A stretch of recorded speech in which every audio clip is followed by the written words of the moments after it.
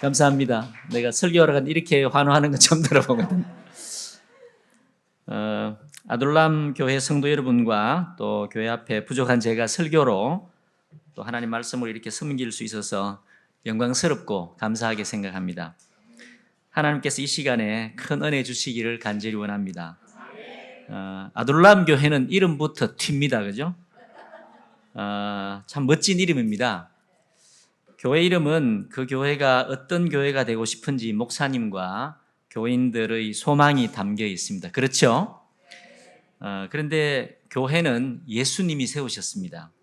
그러므로 우리는 이 시간에 교회를 세우신 우리 예수님의 생각, 교회에 대한 우리 예수님의 뜻과 소원이 무엇인지 오늘 본문 말씀을 통해서 또 성경을 통해서 함께 살피고 아둘람 교회가 예수님이 세우신 바로 그 교회가 되기를 간절히 바랍니다.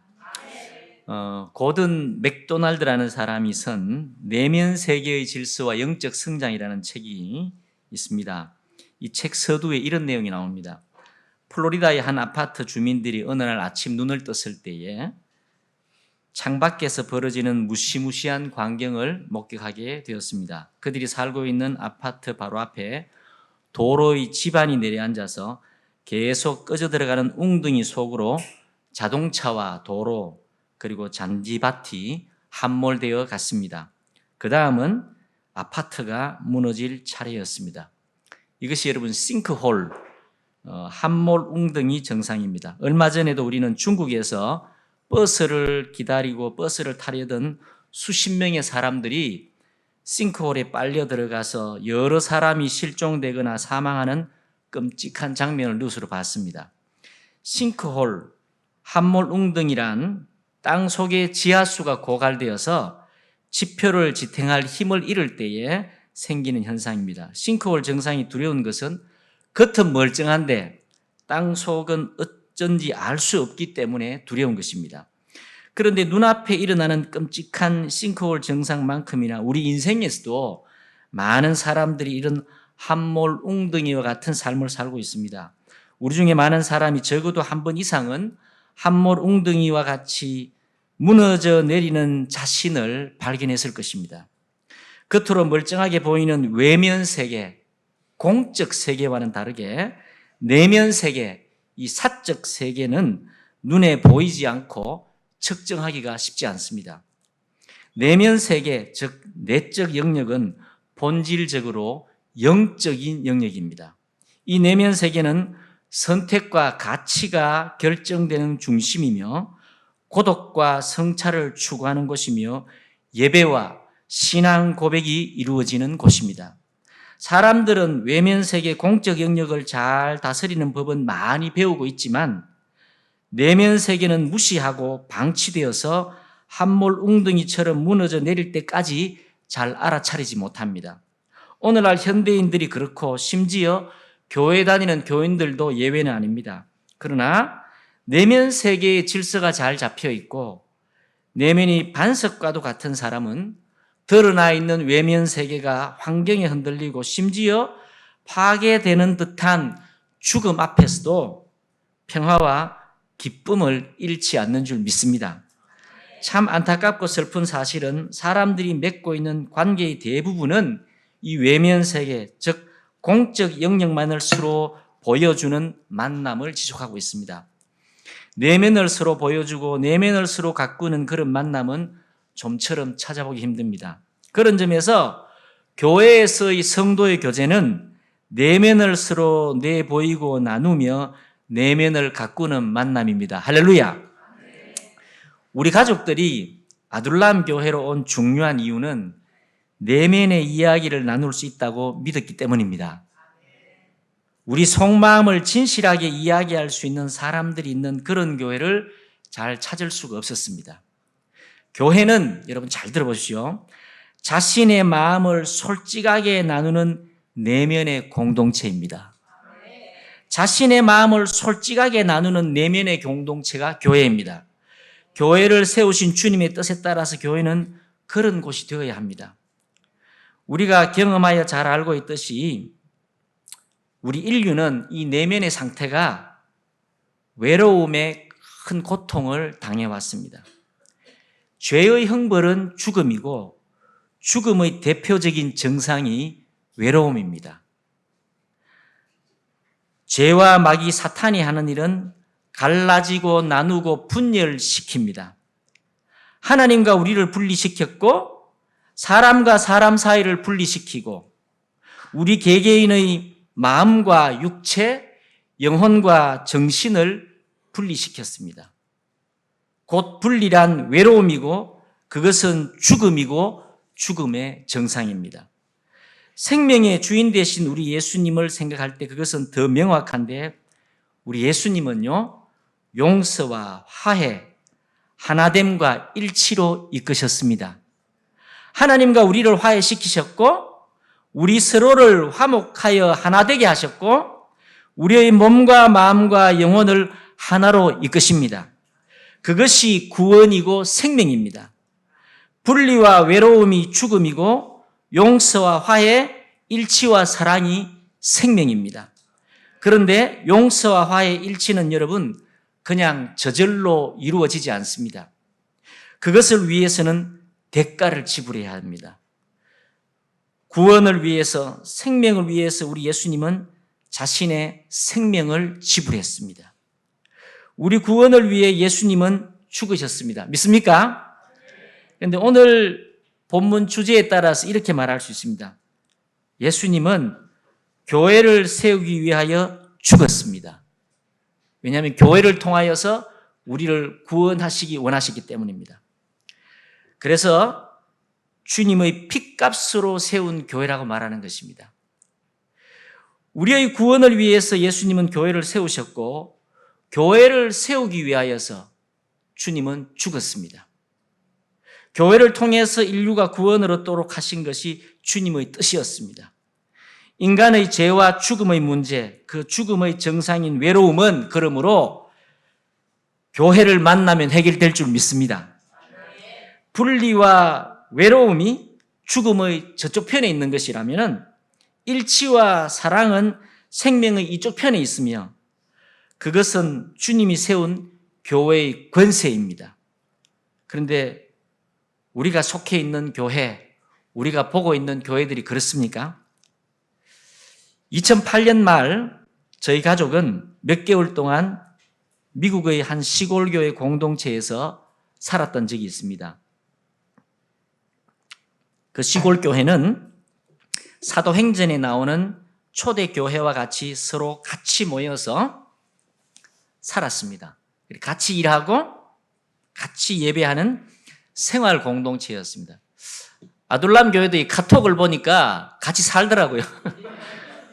여러분이 같이 모여 살고 싶지 않으세요? 아직 별로입니까?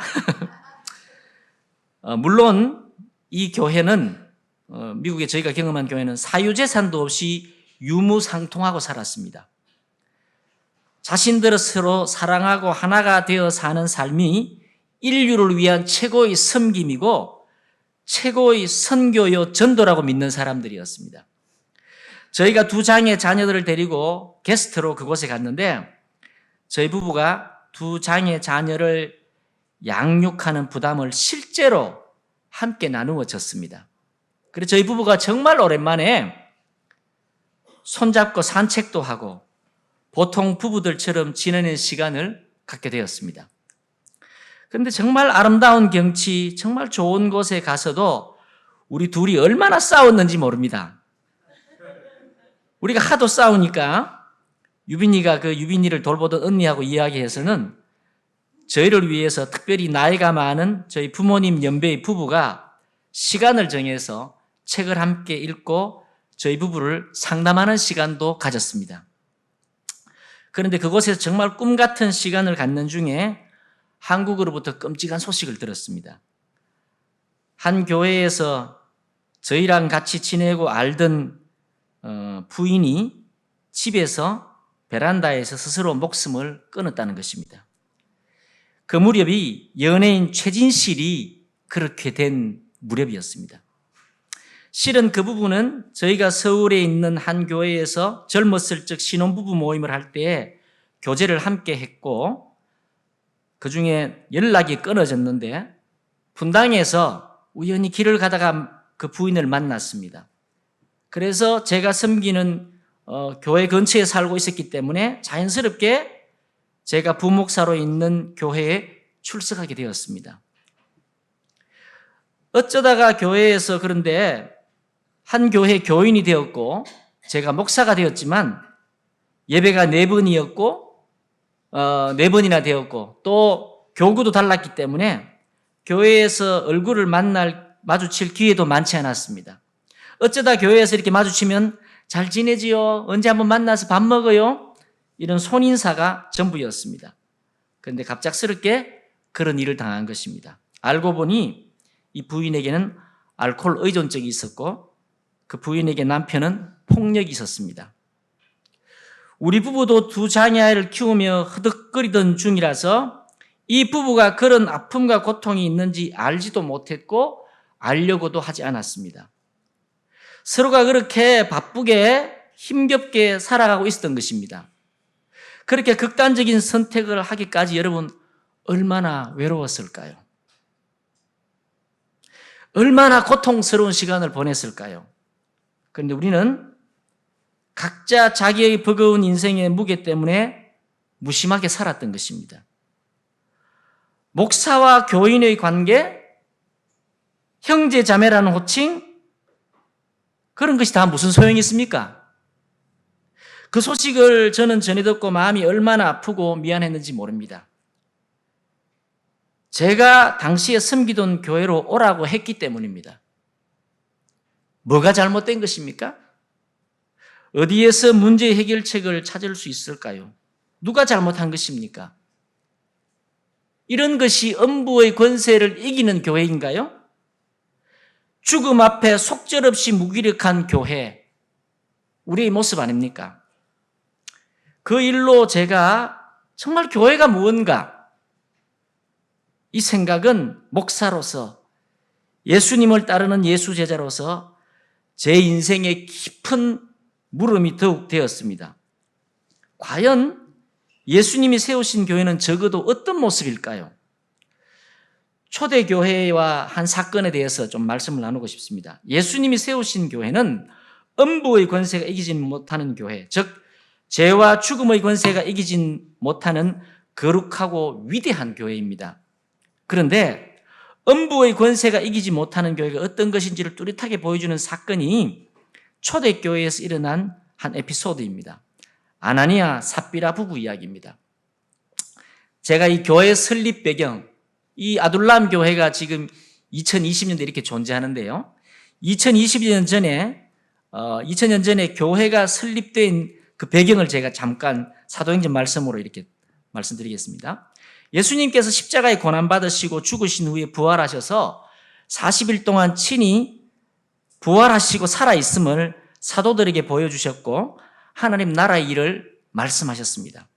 그리고 제자들에게 예루살렘을 떠나지 말고 약속하신 성령을 기다리라고 분부했습니다. 제자들은 예수님 말씀에 따라서 함께 모여서 마음을 같이해서 오로지 기도에 힘썼는데 모인 사람의 숫자가 한 120명 정도 되었습니다. 베드로가 그때 일어나서 배신한 가룟 유다 대신에 떠나가버린 사도인 중에 한 사람 가룟 유다 대신에 사도의 직분을 맡을 2 사람을 추천하여 내세웠고 그 중에 제비 뽑아서 마띠아를 사도로 얻었습니다. 그때 갑자기 하늘로부터 성령이 임하서 모두 성령 충만함을 받았는데 각기 다른 언어로 하나님의 큰 일을 말하기 시작했습니다. 마침 예루살렘에 모였던 각국으로부터 경건한 유대인들은 자기들이 살고 있었던 나라의 방언을 들고 깜짝 놀랐습니다. 어떤 사람들은 조롱해서 쇠술에 취했다고도 했습니다. 그때 베드로가 일어나 유명한 오순절 설교를 했습니다. 지금이 오전 9시라서 우리가 술 취한 것이 아니다. 구약의 요엘 선지자의 말씀이 응한 것이다. 모든 이스라엘 백성들 너희들은 확실히 알아야 되는데 너희가 십자가에 못 박았던 그 예수를 하나님이 주와 그리스도가 되게 하셨다. 즉 너희가 십자가에 못 박은 그 예수가 바로 메시아이고 구원자이다라고 설교했습니다. 베드로의 설교를 들었던 사람들이 마음에 찔려서 베드로와 사도들에게 형제들아 어찌할꼬라며 했으며 베드로는 회개하고 예수 그리스도 이름으로 세례를 받고 죄 사함을 받으라 그리하면 성령을 선물로 받으리라 했습니다. 그때에 세례받은 사람의 숫자가 3,000명이나 되었습니다. 사도행전 2장 42절부터 47절까지 한번 읽어볼까요? 본문 한번 띄워줄 수 있나요? 같이 한번 읽어봅시다. 시작. 그들이 사도의 가르침을 받아 서로 교제하고 떡을 떼며 오로지 기도하기를 힘쓰니라. 사람마다 두려워하는데 사도들로 말미암아 기사와 표적이 많이 나타나니 믿는 사람이 다 함께 있어 모든 물건을 서로 통용하고 또 재산과 소유를 팔아 각 사람의 필요를 따라 나눠주며 날마다 마음을 같이하여 성전에 모이기를 힘쓰고 집에서 떡을 떼며 기쁨과 순전한 마음으로 음식을 먹고 하나님을 찬미하며 또 온 백성에게 칭송을 받으니 주께서 구원받는 사람을 날마다 더하게 하시니라. 여러분, 이것이 바로 교회가 탄생하는 순간입니다. 교회가 이제 시작되고 있었던 것입니다. 다시 한번 사도행전 4장 32절 37절에 비슷한 내용을 기록하고 있습니다. 한번 같이 또 읽어볼까요? 시작. 믿는 무리가 한 마음과 한 뜻이 되어 모든 물건을 서로 통용하고 자기 재물을 조금이라도 자기 것이라 하는 이가 하나도 없더라. 사도들이 큰 권능으로 주 예수의 부활을 증언하니 무리가 큰 은혜를 받아 그 중에 가난한 사람이 없으니 이는 밭과 집 있는 자는 팔아 그 판 것의 값을 가져다가 사도들의 발 앞에 두매 그들이 각 사람의 필요를 따라 나누어 줌이라. 구브로에서 난 레위족 사람이 있으니 이름은 요셉이라. 사도들이 일컬어 바나바라 번역하면 위로의 아들이라 하니 그가 밭이 있음에 팔아 그 값을 가지고 사도들의 발 앞에 두니라. 36절 37절에 요셉, 바나바, 위로의 아들이라고 하는 사람의 이야기가 교회 교인들에게 널리 알려지고 유명했던 것 같아요. 즉, 이 요셉이 밭을 팔아서 헌금을 했는데 이것이 초대교회의 큰 덕이 되고 아름다운 소문이 되었습니다. 그때에 교회를 파괴하려는 사단의 획책이 나타났습니다. 바로 아나니아, 삽비라 부부 사건입니다. 이들 부부는 밭을 팔아서 얼마를 감추고 헌금했는데 모두 다 헌금했다고 살짝 거짓말했습니다. 살짝 거짓말을 했는데 이 일로 부부는 모두 죽음을 당했습니다. 왜 이 부부는 거짓말을 했을까요? 하나님께서는 왜 이 부부를 죽게 했을까요? 아마 아나니아 삽비라가 바나나와 같이 교인들로부터 칭찬받고 싶었기 때문입니다. 그런데 그 밭을 판 값을 다 헌금하기에는 아까웠던 거죠. 칭찬은 듣고 싶었고 돈은 아깝고 그래서 얼마는 감추고 헌금했고 교회에는 전부 헌금했다고 속였습니다. 여러분, 그럴 수 있지요? 그럴 수 있잖아요. 우리가 살아가는 방식이고 우리가 가지고 있는 마음이잖아요. 적당히 속이고 속아주고 칭찬받고 칭찬하는 그런 삶 말입니다. 우리는 그걸 충분히 이해할 수 있고 우리도 그럴 수 있습니다. 그런데 왜 하나님께서는 이 사람들을 죽였을까요? 그것도 부부간에 동시에 연이어서. 이제 막 생겨난 교회, 예수님의 죽음으로 새롭게 시작된 거룩한 교회는 절대로 그런 곳이 되면 안 되기 때문입니다. 음부의 권세가 감히 넘보지 못하고 음부의 권세를 이기는 교회는 그런 것으로 더럽혀지거나 거룩성이 훼손되면 안 되었기 때문입니다. 인류의 구원을 위해 새롭게 시작된 위대한 교회, 우리 예수님이 세우신 교회는 거짓과 위선이 섞여서는 안 되었던 것입니다. 사탄은 슬쩍 속임과 거짓을 교회 안에 침투시켜서 교회를 무너뜨리려고 했습니다. 그러나 거룩한 교회, 주님의 위대한 교회는 시작부터 그런 죄와 악과 더불어 세워질 수가 없었습니다. 그래서 죽음으로 그들을 도려내어서 교회를 거룩하게 한 것입니다. 아마 우리처럼 생각했던 초대교회 교인들에게 아나니아 삽비라 사건은 어떻게 느껴졌을까요? 온 교회와 이 소식을 듣는 사람들이 크게 두려워했습니다. 교회는 우리가 세상에서 사는 삶의 방식대로 우리가 가진 경험과 지식대로 함부로 행동하고 말하는 것이 아니라 세상과는 완전히 다른 거룩한 곳입니다. 아멘. 초대교회의 거룩함은 그래서 그 교회의 교인들에게 큰 두려움으로 나타났습니다. 여러분, 오늘날 우리에게 이런 두려움이 있습니까? 이런 두려움이 있어야 합니다. 이런 두려움이 있는 거룩한 교회가 음부의 권세가 감히 침범하지 못하는 권세 있는 교회인 줄 믿습니다. 그러면 예수님이 세우신 이 음부의 권세가 있는 교회는 어떤 교회냐? 죄의 고백과 권징이 있는 교회입니다. 음부의 권세가 이기지 못하는 교회는 어떤 교회일까요? 음부의 권세란 죄와 죽음의 권세입니다. 죄와 죽음은 어둠입니다.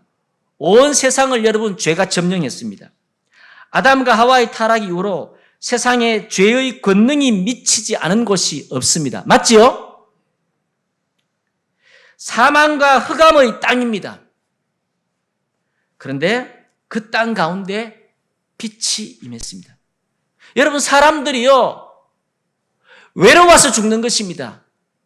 사망 가운데, 어둠 가운데 어디 갈 바를 알지 못하고 추워서 죽는 것입니다. 그런데 그런 우리 인생들을 보시고 그 땅 가운데 빛이 임했습니다. 우리 주 예수님이 이 땅 가운데 오셨습니다. 그것이 빛입니다. 그리고 그 빛은 예수님이 고난과 부활 성천 이후에도 여전히 이 땅을 비추게 하셨는데 그 빛이 있는 곳이 교회인 줄 믿습니다. 그러므로 죄악이 관영한 세상, 어둠뿐인 세상에 밝음의 빛, 생명의 빛이 있는 이 땅의 유일한 곳이 어디냐? 교회인 것입니다. 할렐루야! 마귀 사탄이 다스리는 흑암의 세상과는 다르게 하나님의 다스리심, 하나님 말씀이 실행되고 실현되는 곳이 교회이며 그곳은 즉 그 교회는 천국과 같으며 하나님 나라와 같다라고 말할 수 있습니다. 누가 다스리는지, 누가 왕인지에 따라서 나라가 결정됩니다. 사탄, 마귀, 죄가 다스리는 나라는 음부의 권세가 다스리는 세상이고 하나님이 통치하심이 있는 곳은 하나님 나라입니다. 그런 점에서 교회는 하나님의 말씀, 하나님의 통치가 이루어지는 하나님 나라라고 말할 수 있습니다. 즉 성도들은 교회를 통해서 천국, 하나님 나라를 경험하고 하나님 나라 백성으로서 훈련을 받고 있습니다. 아멘. 양육 훈련이 여러분 하나님 나라의 백성으로서 훈련받는 거예요. 교회는 마침내 주님이 다시 오실 종말의 그 완전한 천국, 하나님 나라를 소망하면서 성도들, 예수님을 따르는 제자들이 이 땅 가운데 존재하면서 어두운 세상에 하나님 나라를 보여주는 것입니다. 마치 여러분 등경 위의 등불처럼 산 위의 동네처럼 이 세상에 천국이 있다는 것을 보여주고 천국을 선포하고 알리고 죄와 죽음과 흑암 가운데 있는 사람들이 교회에 나와서 교회를 통해서 빛 가운데 거하고 천국을 소망하며 천국에 속한 백성이 되는 것인 줄 믿습니다. 아둘람 교회가 여러분 세상에 빛이 되는 교회, 천국을 경험하고 천국을 보여주는 교회, 세상에서 죄와 죽음 아래 고통받는 사람들을 구원하는 교회가 될 줄 믿습니다. 그렇다면 여러분, 음부의 권세를 이긴다는 의미, 음부의 권세를 이기는 교회는 어떤 교회일까요? 어둠이 빛 가운데 드러나듯이, 즉 빛이 비추면 어둠이 저절로 물러가듯이 교회에서는 죄가 죄로 드러나서 예수의 보혈로 용서받고 의롭게 되는 것입니다. 죄가 힘을 잃고 예수님이 정결하게 하신 의 그 깨끗함을 새롭게 덧입고 세워지는 곳이 교회입니다. 그래서 여러분, 교회에서는 죄를 서로 고백해야 하는 것입니다. 저는 야고보서 5장 16절 말씀을 우리 성도의 교제의 원리로 믿습니다. 야고보서 5장 16절은 뭐라 되는지 아세요? 그러므로 너희 죄를 서로 고백하며 병이 낫기를 위하여 서로 기도하라. 의인의 간구는 역사하는 힘이 큼이니라. 아멘. 저는 성도의 교제, 교인들끼리의 교제는 서로 죄를 고백하는 코이노니아가 되어야 된다고 믿습니다. 성경 말씀도 그러하거니와 음부의 권세를 이기는 교회가 되기 위해서 더더욱 그러해야 합니다. 저는 죄는 여러분 그 속성상 어두운 곳에서 은밀하게 활동합니다.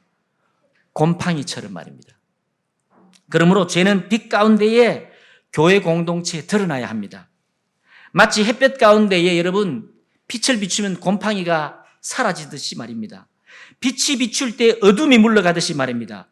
죄와 악은 교회 공동체 앞에 드러나고 지체들끼리 서로 고백하고 나눌 때 죄는 힘을 잃고 떠나갈 줄 믿습니다. 우리 각 사람은 여러분 목사, 장로, 교회를 아무 오래 다닌 권사를 할지라도 여러분 작은 죄에도 걸려 넘어지고 자빠질 수밖에 없는 연약한 사람들입니다. 그런데 여러분 교회는 어떤 죄, 어떤 어둠의 권세라도 이기는 강력한 권세가 있는 줄 믿습니다.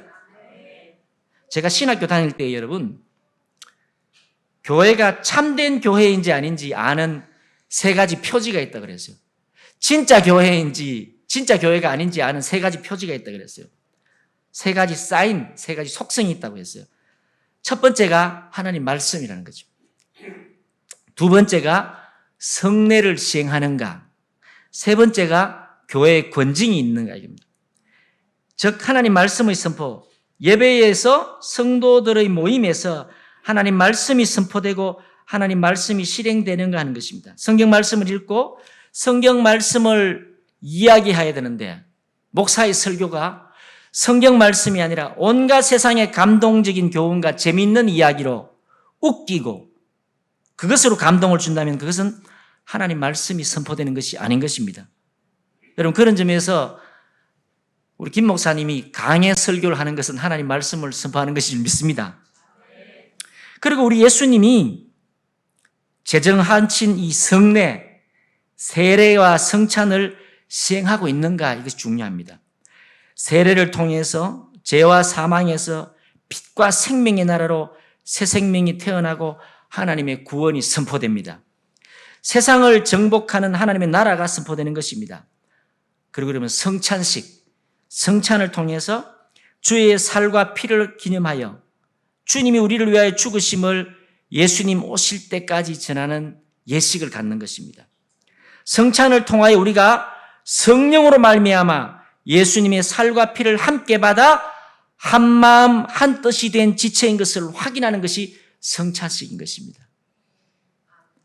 그런데 여러분 이 성찬식이 요즘 너무 형식화되고 있잖아요. 본질적 의미가 퇴색된 것 같습니다. 그래서 여러분 저는 성찬식이 나누어진 카스테라를 줄 게 아니라 떡덩이를 함께 떼면서 우리가 주님의 몸과 피에 함께 참여한 자가 한 공동체가 되었다는 걸 경험하는 게 중요하고요. 한 포도주 잔을 함께 돌려 마시면서 우리가 한 피를 받았다는 걸 확인하는, 우리가 하나 되었다는 것을 확인하는 그 의미를 경험하는 게 참 중요하다고 생각합니다. 사실 오늘날 교회에서 잃어버린 참된 교회의 표지 중에 세 번째 교회의 권징을 저는 잃어버렸다고 생각합니다. 권징이 무엇일까요? 우리가 연약해서 악해서 짓는 죄와 악행에 대해서 교회에 대해서 징계를 받는 것입니다. 여러분, 교회에 징계가 있습니까? 권징을 통해서 우리는 죄에 대해서 어둠의 권세를 이길 수 있습니다. 그런데 이 권징이 있으려면 전제가 있습니다. 죄가 죄로 드러나야 됩니다. 오늘날 왜 교회에 권징이 없을까요? 죄가 감추어져 있고 사생활의 문제이기 때문에 죄를 드러내지 않는 것입니다. 세상을 살면서 사람들 간의 사회생활에서 자신의 약함과 부끄러움, 자신의 죄를 드러내지 않습니다. 좋은 모습, 잘나고 예쁜 것, 자랑거리를 보여주고 싶어 합니다. 그 삶의 습성이 우리에게 뿌리 깊게 있기 때문에 예수를 믿어도 교회에서도 그 삶의 습성대로 살고자 합니다. 맞지요? 그 삶의 습성이 우리에게 있기 때문에 예수를 믿어도 교회에서 그 삶은 그대로 지속됩니다. 그래서 그 모습은 예수님이 세우신 교회의 모습이 아닌 것입니다. 여러분, 예수님이 이 땅에 계시면 제일 역겨워한 사람이 누구인지 아시죠? 바로 성경을 가장 많이 알고 존경받던 교만에 가득 찬 바리새인들이 있습니다. 그들을 향하여서 주님은 회칠한 무덤이라 그랬습니다. 무덤 속에는 썩은 시체와 냄새나고 온갖 뼈들이 있는데 무덤 앞에는 하얀색으로 회칠을 해서 깨끗한 척한 것입니다. 우리도 마찬가지입니다. 목사, 장로, 권사, 교회를 오래 다닌 것이 결코 내세우거나 자랑이 될 수 없습니다. 도리어 그만큼 교만해져 있기 때문에 회개가 더 힘든 불쌍한 사람들이 목사입니다. 죄를 고백하기가 더 어렵습니다. 어둠의 권세, 죄에 대해 더 취약한 부류가 이런 사람들입니다. 그래서 성경 곳곳에서 우리 예수님은 어린아이와 같이 되라고 말하고 있습니다. 어린아이의 특징은 순수하고 꾸밈이 없고 속임이 없고 교만한 마음이 적습니다. 그래서 잘 믿고 시키는 대로 곧이곧대로 잘 따릅니다. 교회에서는 세상살이와 달리 어린아이같이 순진하게 때로는 바보같이 계산적이지 않고 자신을 드러내야 됩니다. 저와 여러분이 어린아이같이 되기를 주의 이름으로 축원합니다. 여러분 왜 죄를 고백하지 못할까요? 사람들이 나를 비난할까 봐, 손가락질하고 판단해서 내가 사회적 관계에서 죽을까 봐, 매장당할까 봐 죄를 고백하지 못하는 것입니다. 세상에서 그런 상처와 배신을 당해왔고 그것을 보았기 때문입니다. 교회 사람들이 만약 세상 사람들과 그런 같은 부류라면 고백하면 안 되지요. 그래서 다른 교회에서는 죄를 고백할 수가 없는 거죠. 왜냐하면 내 허물과 약점을 이야기하면 돌아서서 손가락질하고 바보가 되기 때문입니다. 여러분 아둘람 교회에서는 감사하게도 여러분이 죄를 고백하고 연약함을 고백하는데 이것이 여러분 교회의 축복인 줄 믿습니다. 믿을 만한 사람들이기 때문에 고백할 수 있는 거지요. 죄를 고백하고 그 죄가 떠나가고 죄가 짓누르는 죽을 것 같은 멍에가 벗겨지는 자유를 경험하는 곳이 교회인 줄 믿습니다. 아둘람 교회 앞으로도 그런 고백과 간증들이 많아지기를 간절히 축원합니다. 근데 여러분 믿을 만한 사람들처럼 안 보이면 어떻게 될까요? 내가 이걸 나누면 사람들이 욕할 것 같아. 내가 말하면 언제가 상처받을 것 같은 느낌이 든다면 어떻게 하겠습니까? 제 생각에는 그렇기 때문에 더 믿음으로 고백해야 된다고 믿습니다. 교회를 세우신 주님의 뜻과 소망을 생각하면서 교회의 권세를 믿음으로 더욱더 믿음으로 고백해야 되는 줄 믿습니다. 믿음으로 그런 고백을 하는 어린아이 같은 사람들을 통해 주님께서는 교회를 더욱 거룩한 교회로 권세 있는 교회로 세울 줄 믿습니다. 그런데 여러분 이런 교회 공동체를 파괴하는 독이 있습니다. 그 독은요 대단한 것이 아니라 뒷담화와 수근거림입니다. 교회만큼 수근거림과 뒷담화가 많은 곳은 없습니다. 아니 사람들이 모인 곳에는 끝이 없는 풍성한 뒷담화가 있습니다. 직장생활, 사람들 간의 사회생활은 술자리에서 뒷담하고 씹는 맛에 산다고 합니다. 얼마나 재밌고 통쾌합니까? 그런데 수근거린 뒷담화가 있는 곳에는 신뢰가 절대로 있을 수 없습니다. 그 공동체는 끔찍하게 파괴되어 있는 것입니다. 즉 뒷담화는 공동체를 파괴하는 끔찍한 파괴력이 있습니다. 모든 신뢰를 깨뜨리는 강력함이 있습니다. 이 뒷담화와 수근거림에 밝은 빛이 비춰야 합니다. 즉 교회 공동체를 깨뜨리는 독을 태워 없애야 되는데 그것이 뭐냐? 스트레이트 토킹입니다. 사랑으로 솔직하게 말하기. 솔직하게 말하는데 어떻게 한다고요? 사랑으로. 솔직하게 말하면 마음이 어떨까요? 아파요. 수근거리고 뒷담화할 것을 면전에서 솔직하게 사랑으로 말하는 것입니다. 이건 정말 어렵습니다. 그런데 여러분 거칠고 다소 무례하게 보이더라도 솔직하게 말하는 것이 듣기 좋은 아첨의 말이나 교양의 말보다도 훨씬 낫습니다. 왠지 아세요? 듣기 좋은 말 아첨의 말은 영원히 회개하고 화해할 것을 기대할 수 없기 때문입니다. 솔직하게 말하는 것은 말하는 것도 어렵고 듣는 것도 어렵습니다. 그러나 공동체를 생각한다면 여러분, 기도 열심히 하고 미워서 스트레스 토킹이 아니라, 스트레스를 푸는 게 아니라 그 사람과 관계를 회복하기 원하는 마음으로 솔직하게 가서 찾아가서 사랑하는 마음으로 솔직하게 이야기하는 것입니다. 그 스트레이트 토킹을 듣는 사람은 듣는 것이 너무 마음이 아프지만 저 사람이 나를 정말로 사랑하는구나, 나와 관계를 회복하기를 원하구나, 그런 마음으로, 감사하는 마음으로 들을 때에 그 공동체는 깨어지지 않는 줄 믿습니다. 우리는 세상과는 다르게 이제 거룩한 교회에 속해 있기 때문에 새롭게 거듭난 삶의 방식을 배워야 합니다. 뒷담화를 하고 수군거리는 것이 세상 삶의 방식이라면 거룩한 교회에서의 삶의 방식은 사랑으로 솔직하게 말하며 그걸 듣는 방식이 삶의 방식인 것입니다. 저는 교회 온 지 얼마 안 되고 얼마 전에 우리 김민성 집사님 부부의 예배에서 모습을 보면 얼마나 감사했는지 모릅니다. 할렐루야! 왜냐하면요, 집사님의 연약함과 그 가정의 고통을 온 교회가 나누고 함께 기도하는 것을 보며 참 감격스러웠습니다. 오늘 말씀대로 죄를 고백하고 회개하며 교회 권징을 받는 것입니다. 교회 공동체와 계속 있으면 죄악을 이길 줄 믿습니다. 승리할 줄 믿습니다. 개인은 약하지만 교회 공동체는 강력하기 때문입니다. 할렐루야. 이 권징에 대해서 성경에 아주 좋은 우리에게 지침을 주는 구절인데 마태복음 18장 15절 17절입니다.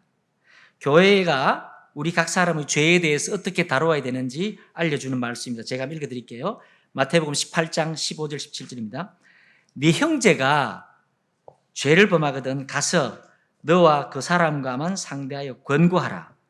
만일 들으면 네가 네 형제를 얻은 것이요. 이게 이제 스트레이트 토킹이죠. 그런데 만일 듣지 않거든 한두 사람을 데리고 가서 두세 정인의 입으로 말마다 확정하게 하라.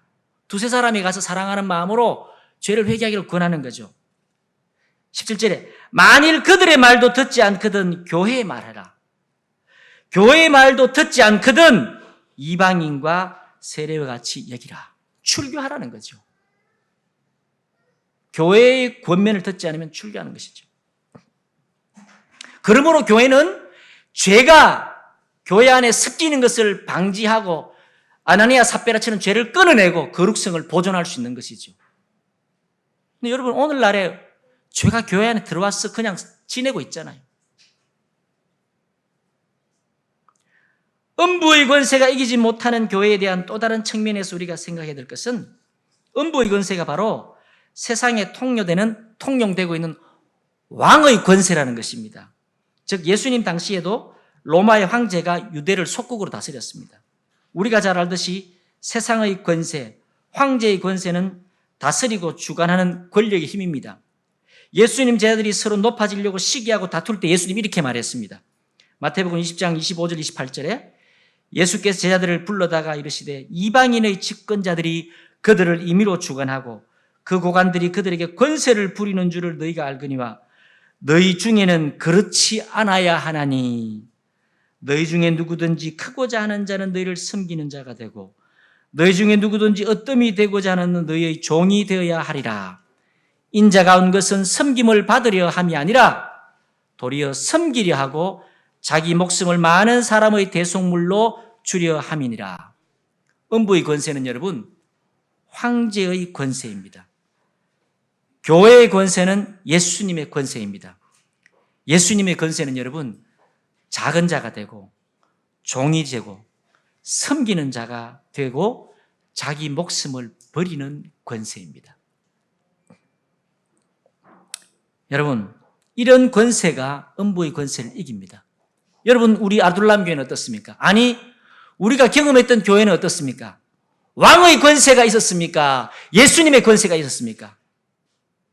교회가 음부의 권세를 가지고 설치되는 것을 봅니다. 실은 이런 권세를 믿기 때문에 자신의 연약함과 수치, 죄를 여러 사람들 앞에 믿음으로 고백하고 드러낼 수 있어야 되는 것입니다. 실제로 부끄러운 죄인이라서 죄를 고백하지만 한편으로 자기 자존심과 체면과 교양을 부인하는 자기 부인을 실천하는 순종인 것입니다. 예수님께서 이렇게 말씀하셨죠. 마태복음 16장 24절에 누구든지 나를 따라오면 자기를 부인하고 자기 십자가로 나를 따를 것이니라. 예수님의 권세는 여러분 자기를 부인하는 것이죠. 그런데 여러분 제가 그동안 봐왔던 교회들, 대형 교회들, 아니 대형 교회가 아니라 좀 큰 교회들, 목사님의 권세, 장로님의 권세는요 왕의 권세였어요. 음부의 권세를 스스로 취했기 때문에 음부의 권세를 이기는 주님의 교회를 경험할 수가 없는 거죠. 죄송한 말씀입니다만은 교회들마다 높아지려는 마음, 예수를 믿는다고 하면서 제일 안 변하고 제일 안 되는 것이 자기 부인 아닙니까? 자기 부인이 안 되면 여러분 머리로는 예수를 믿을지 모르지만 그 사람은 예수를 따르는 예수 제자가 아닙니다. 높아지려는 마음, 자존심, 체면, 자기 주장을 여전히 하고 있습니다. 그래서 여러분 교회들마다 얼마나 시끄럽고 싸움이 끊이지 않습니까? 그래서 장로교는 장로들 때문에 다 망했습니다, 여러분. 가르치는 장로, 목사 때문에 망했고 선출된 교회 대표로 다스리는 장로 때문에 교회는 다 망했습니다. 주님의 거룩한 교회의 권세가 나타나지 못한 거죠.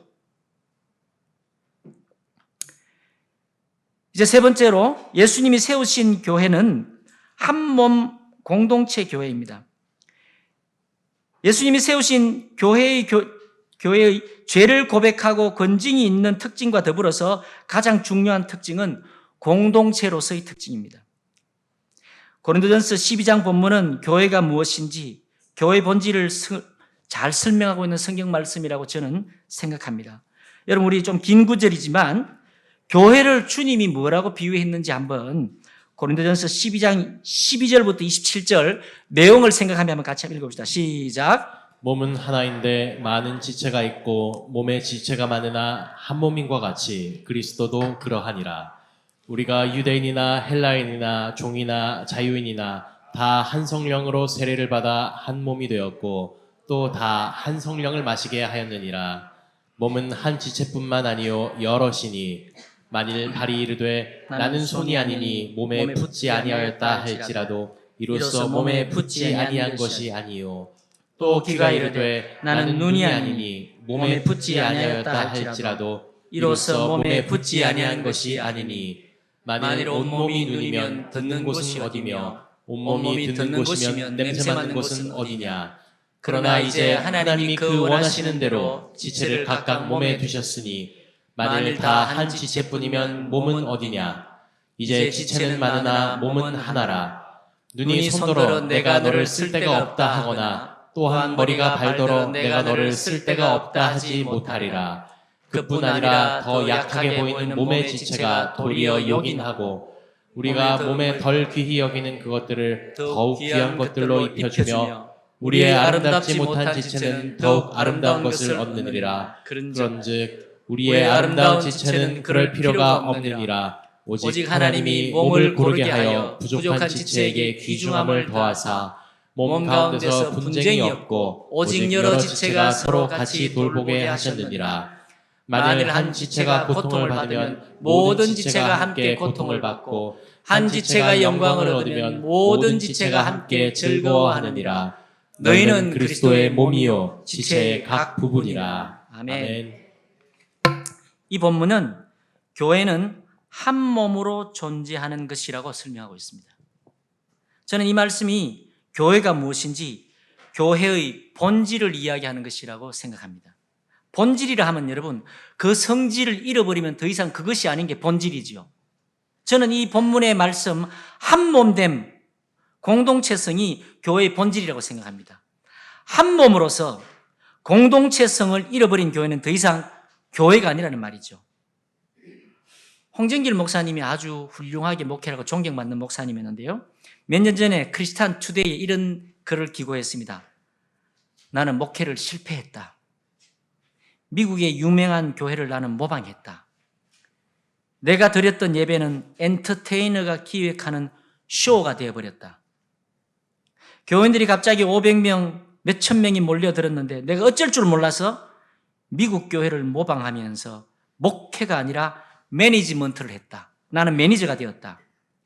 요한복음 10장에 예수님은 목회에 대해서, 목양에 대해서 양과 목자를 이렇게 설명했다.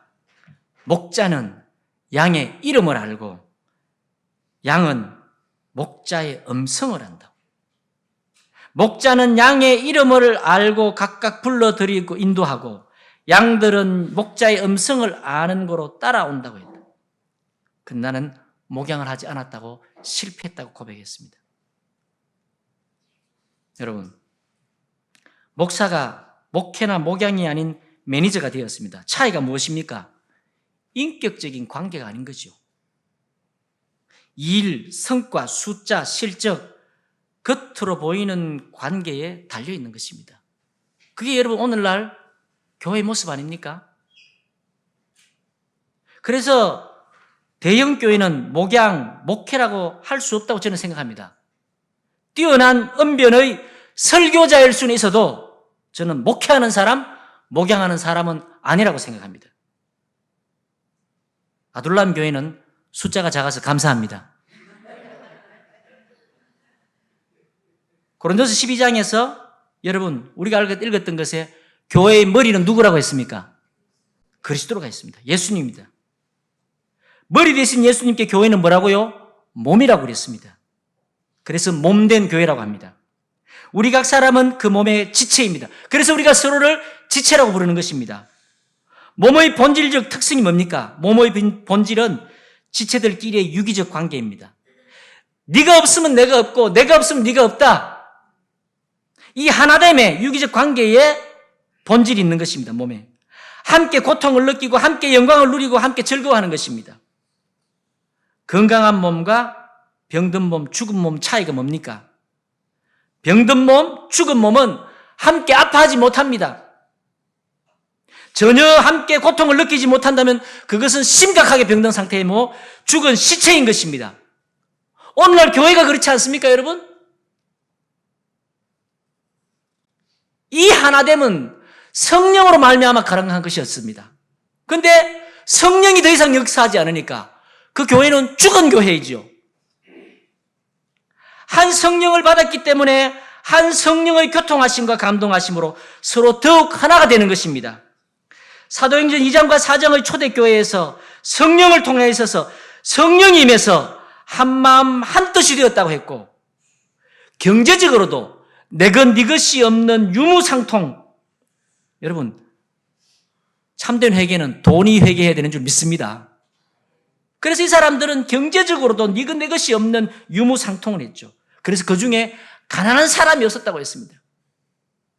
오늘날 교회 너무 다르지 않습니까, 여러분? 누구는 수백억, 수천억의 돈을 교회에 가지고 있는데 굶어 죽는 사람들이 교회. 그게 교회입니까, 여러분?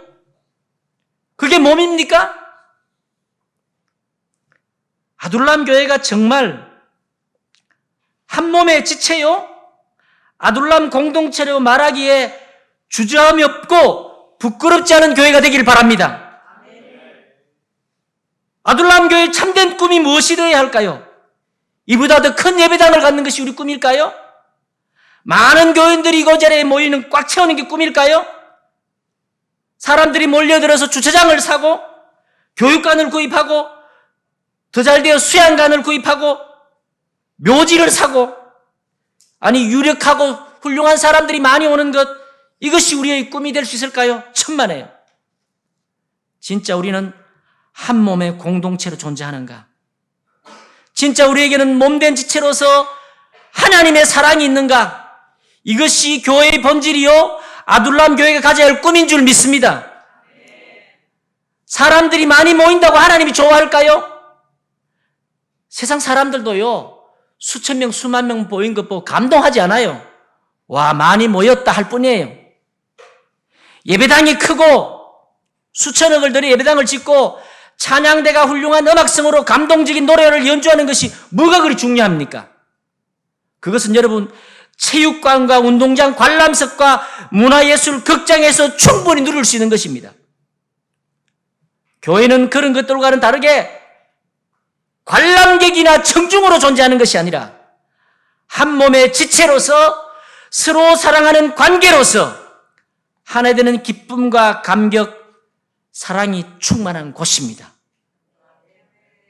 아둘람 교회의 자랑은 그러므로 우리 안에 서로 간에 하나됨의 사랑이 있는가입니다. 하나가 되었다면 더욱 하나 되기를 갈망하는 소원이 저와 여러분의 있기를 간절히 축원합니다. 여러분, 교회의 머리는 누구라고요? 예수님입니다. 김영민 목사님도 지체입니다. 좀 무거운 지체입니다. 눈이나 입 좀 된다고 할까요? 아둘람 교회가 작은 것에, 교인들 숫자가 적은 것에 우리가 감사할 수 있기를 바랍니다. 근데 꼭 작다고 좋은 것 아니에요. 크다고 좋은 것이 아닙니다. 작아도 사랑이 없고 하나됨이 없다면 마찬가지로 교회답지 못한 것이죠. 한 몸됨, 공동체, 일치, 연합, 이것이 저는 교회의 본질과도 같이 중요한 것이라 했습니다. 그런데 이 하나됨도요, 결코 저절로 이루어지지 않습니다. 쉽게 되는 것 절대 아닙니다.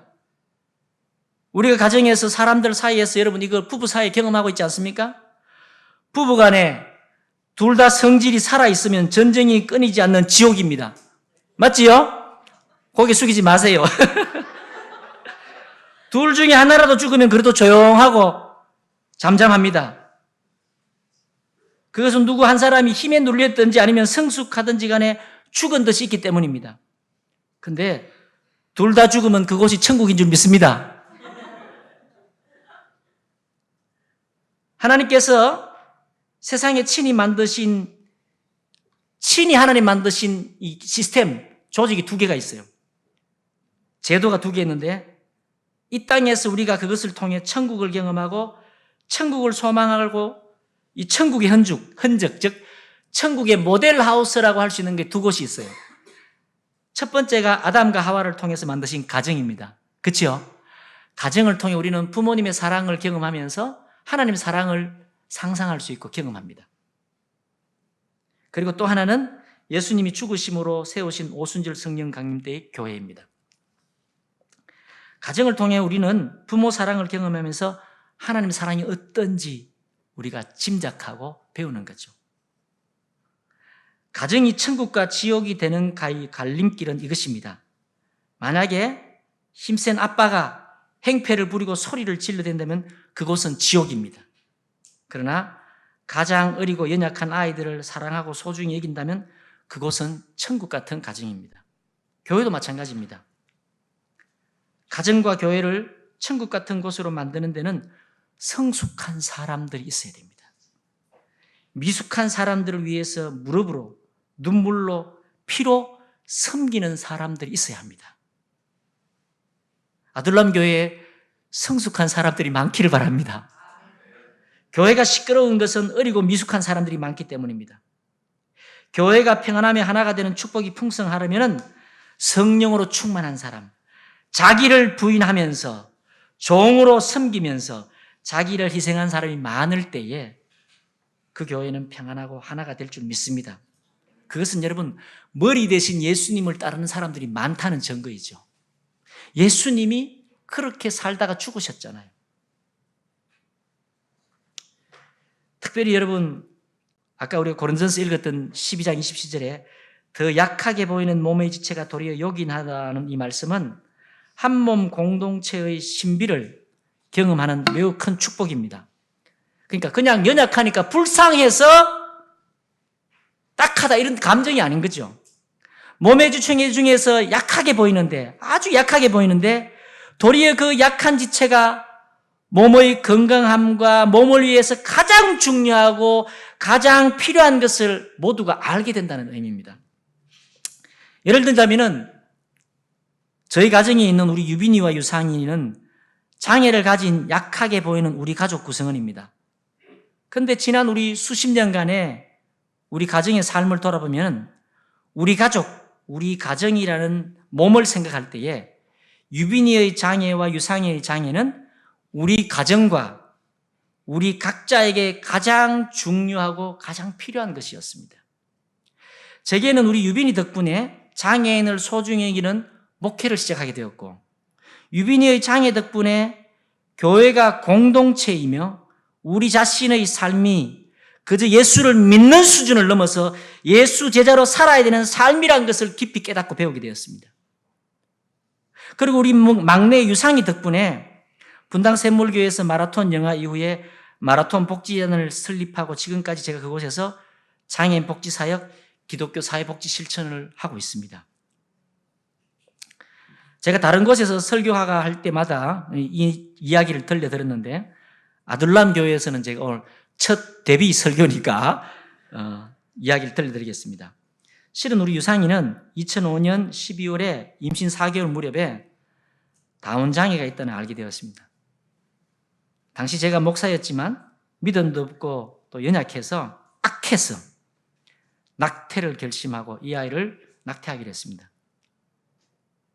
근데 전적으로 하나님의 은혜로 이 아이를 저희가 회개하고 다시 이 아이를 출산하게 되면서 하나님 은혜로 유상이를 만나게 되었습니다.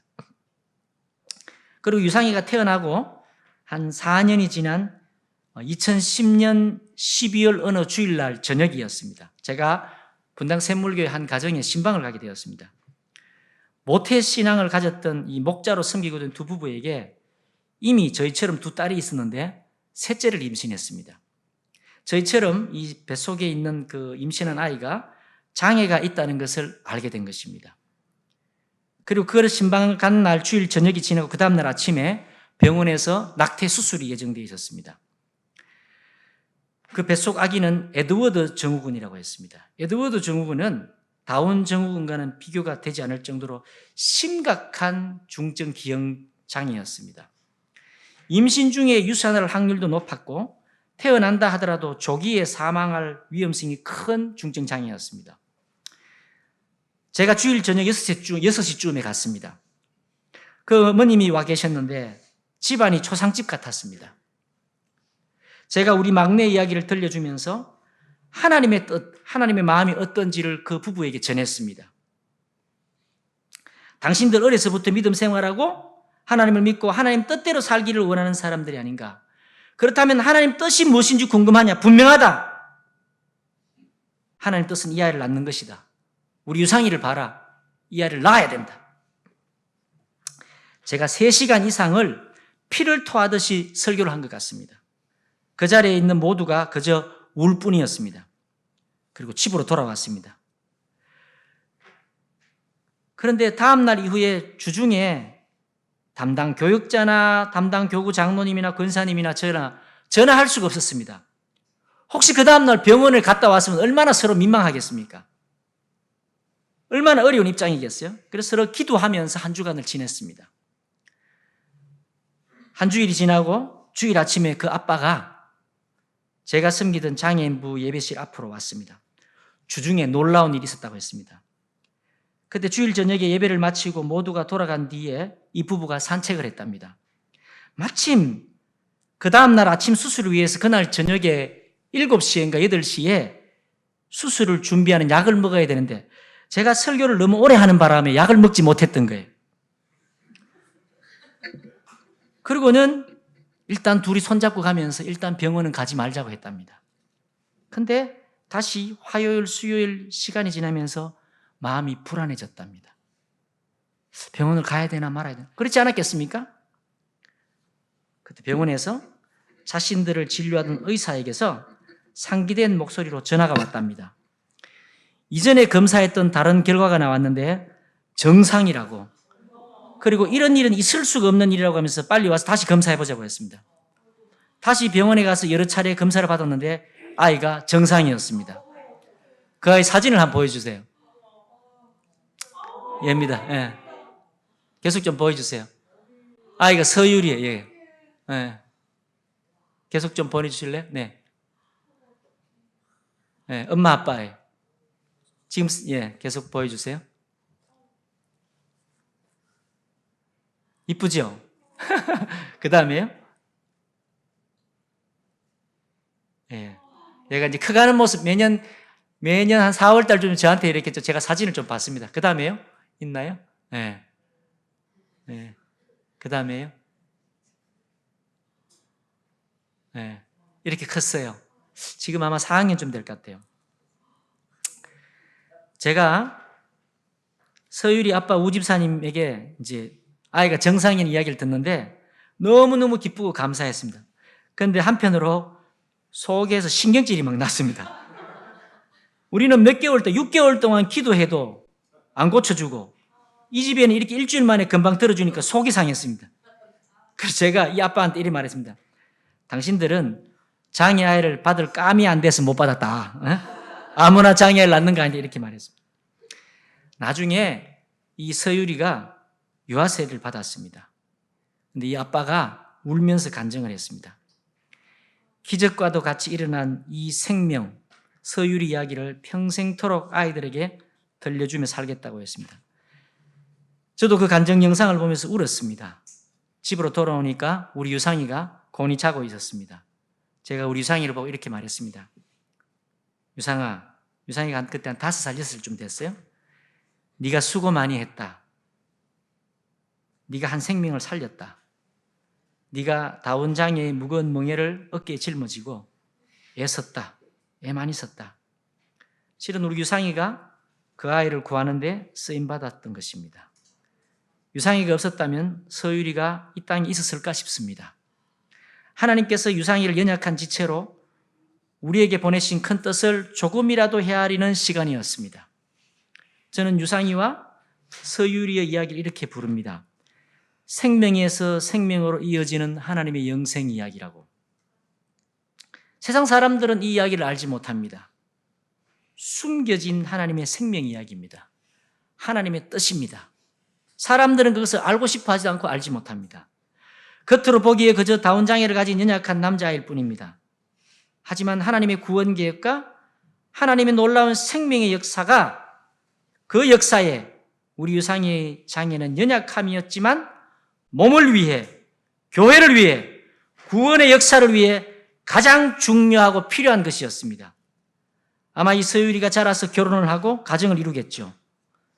이 아이의 삶을 통해서 또한 하나님께서는 영육간의 후사들을 주실 것이며 서유리의 삶을 통해 또한 하나님의 생명의 역사를 써내려갈 것입니다. 사랑하는 아둘람 교회 형제자매 여러분, 우리 예수님이 대제사장의 기도, 제자들을 위한 유언과도 같은 기도의 말씀을 하셨다는 걸 여러분 기억하십니까? 요한복음 17장 21절 23절인데요. 저는 이 말씀을 신학교를 다니면서도 못 깨달았는데 나중에 알게 되는데 이 말씀이 너무너무 저는 소중하다고 생각해요. 요한복음 17장 21절 23절 우리 한번 띄워주시면 같이 읽어봅시다. 시작. 아버지여, 아버지께서 내 안에, 내가 아버지 안에 있는 것 같이 그들도 다 하나가 되어 우리 안에 있게 하사 세상으로 아버지께서 나를 보내신 것을 믿게 하옵소서. 내게 주신 영광을 내가 그들에게 주었사오니 이는 우리가 하나가 된 것 같이 그들도 하나가 되게 하려 함이니이다. 곧 내가 그들 안에 있고 아버지께서 내 안에 계시어 그들로 온전함을 이루어 하나가 되게 하려 함은 아버지께서 나를 보내신 것과 또 나를 사랑하심 같이 그들도 사랑하신 것을 세상으로 알게 하려 함이로소이다. 아멘. 아멘. 우리 예수님은 하나님과 우리 사이를 중보하는 대제사장으로 간절한 기도를 요한복음 17장에 드렸어요. 그래서 이 요한복음 17장을 예수님의 대제사장의 기도, 또 다른 유언장이라고도 그래요. 유언장이기 때문에 이 유언은 너무너무 중요한 거잖아요. 지켜야 되는 거죠. 우리 예수님은 하나님께 또 우리를 위해서 우리가 하나 되기를 간절히 구하셨습니다. 얼마나 우리가 하나 되기를 간절히 구했는지 모릅니다. 성자 하나님 되신 예수님께서 성부 하나님과 하나가 되심과 같이 제자들이 그렇게 하나가 되기를 간절히 구하셨습니다. 우리가 하나가 되면 여러분이 본문에 무슨 일이 일어난다고 했습니까? 21절에 세상으로 아버지께서 나를 보내신 것을 믿게 된다고 했습니다. 예수님을 따르는 예수 제자가 된 우리가 서로 사랑하여서 하나가 되면은 세상이 우리를 보고 예수님이 하나님의 아들 되시고 구원자인 것을 저절로 믿게 된다는 것입니다. 할렐루야! 여러분, 오늘날 여러분 우리가 얼마나 설득해서 전도하려고 애를 씁니까? 제가 분당 샘물교에서 전도 폭발 훈련했거든요. 그냥 훈련도 아니고 전도 폭발 훈련이에요. 그런데 여러분, 이런 훈련들이 머리로 사람을 설득해서 교회를 데리고 온다고 하는데요. 그보다 중요한 본질이 이것이죠. 복음의 능력이 뭡니까? 우리가 하나됨으로 성령이 우리 안에 거하시고 하나님의 사랑이 거하심으로 사람들이 그 빛을 보게 하는 거죠. 마치 빛이 비추면 어둠이 저절로 물러가듯이 말입니다. 비치면 되는 것입니다. 비치면 되는 것이에요. 빛이 아니면서 색깔이 이렇게 하얀색, 이렇게 하얀색, 노란색처럼 보이면은 불이 꺼지면 어떻습니까? 어둠을 밝힐 수 없는 거죠. 작은 등불이라도 비치면 되는 것입니다. 어둠아 물러가라고 소리 지를 필요도 없는 거예요. 그냥 빛이 되면 됩니다. 그런데 여러분, 우리 안에 그 빛이 있습니까?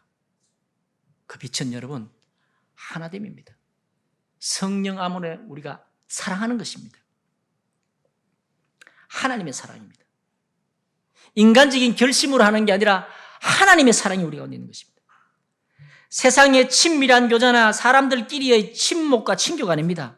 성령으로 말미암은 하나됨, 한마음 한뜻이 되는 것입니다. 아둘람 교회가 성령으로 온전한 하나됨, 한몸된 온전한 공동체가 되기를 간절히 축원합니다. 저는 설교를 준비하면서요, 사실은요, 제가 다른 데 가서요, 죄를 고백하고 건증하는 이 이야기를 하면 사람들이 많이 찔리고 은혜를 많이 받아요. 근데 아둘람 교회는 이미 죄를 고백하고 있기 때문에 별로 은혜를 덜 받아. 그거는 아둘람 교회 좋은 하나님이 주신 축복이요 유산인 줄 믿습니다. 이걸 더욱더 여러분 소중하게 여겨야 돼요. 죄를 고백하고 연약함과 수치를 나누는 교회가 없어요. 그런데 여러분에게 이렇게 소중한 것들을 소중히 여기면서 저는 오히려 이 두 번째, 하나됨, 사랑함, 공동체성을 여러분들이 정말 하나님 앞에 갈망하시길 바랍니다. 교회를 향한 우리의 간절한 기도가 무엇이 되어야 될까요? 하나 되게 하옵소서. 더욱 하나가 되게 하옵소서. 여러분, 왜 이 자리에 모였습니까? 하나님을 사랑하기 위해서 모였습니다. 왜 이 자리에 모였습니까? 우리가 서로 사랑하기 위해 모인 줄 믿습니다. 두 장의 자녀가 있는 저희 가정이 아둘람 교회에 온다고 하니까 김 목사님이 아주 좋아했습니다. 환난당한 모든 자, 빚진 자, 원통한 자들이 모이는 아둘람 교회에 딱 어울린다고 했습니다. 보니까 실제로 아둘람 굴에 모인 사람들 같았습니다. 이게 축복인 줄 믿습니다. 근데 여러분, 이제 아둘람 동굴을 넘어서서 예수님의 거룩한 교회, 위대한 교회가 되길 바랍니다. 죄를 고백하고 더욱 사랑하는 공동체가 되기를 주의 이름으로 축원합니다. 같이 한번 기도하겠습니다.